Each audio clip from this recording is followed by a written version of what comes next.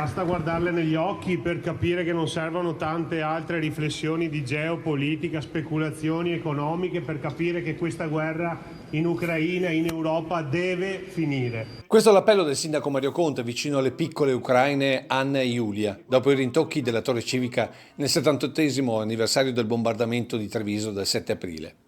5 minuti che hanno cambiato la storia della città, devastata da oltre 2000 bombe sganciate da 159 fortezze volanti americane.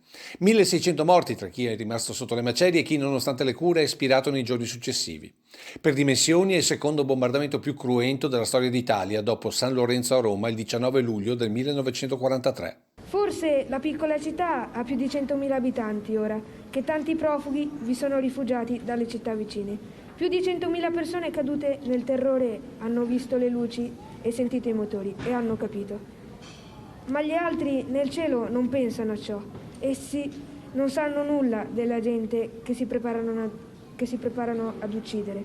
Così racconta il bombardamento Giuseppe Berto nel suo Il cielo è rosso.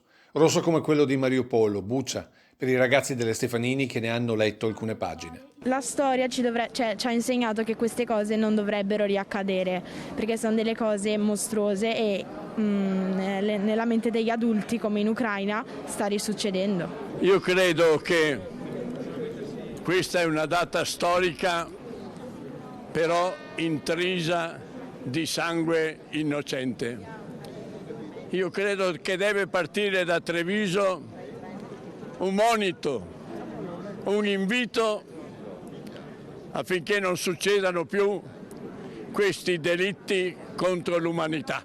Come si può vivere in mezzo alla morte, alle sofferenze, quando il mondo è bello, fantastico. La vita insomma è da vivere. E la vita, ricordati che la vita va vissuta, non distrutta, sia chiaro.